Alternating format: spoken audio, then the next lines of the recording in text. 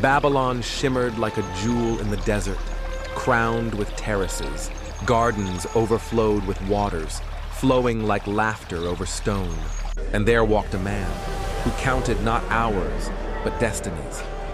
They called him Azel, the Timewright, the Clockmaker of Babylon. He listened to the heartbeat of the cosmos, learning the secret language of fate. In his alabaster and obsidian workshop stood the sacred clock, glowing with inner light. He dreamed in gears of gold and bronze. To mortals, it was a clock, but to those who dared, it was a doorway. With each turn of its rings, past and future trembled on the edge of becoming. Azel watched, knowing each vision bore the weight of fate. The first to enter were whispers and shadows, carried through the shimmering gates. But where light falters, shadow finds its voice.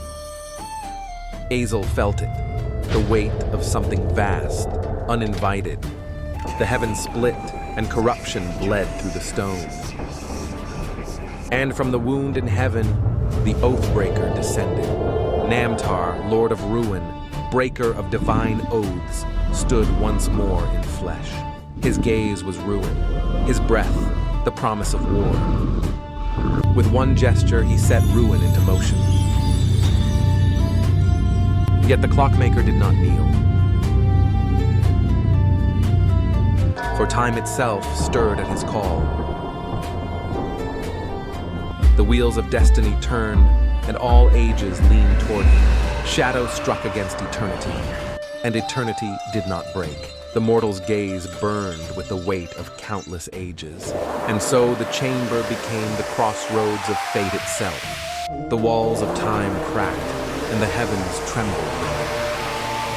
The Keeper of Destinies roared, and his shadow grew monstrous.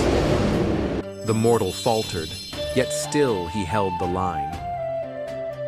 Even the sacred clock shivered under the weight of war. His body failed, but his spirit burned unbroken.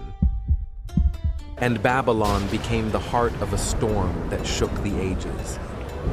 With his blood, he bound himself to the heart of time. He rose, not as flesh, but as the keeper of 1,000 futures.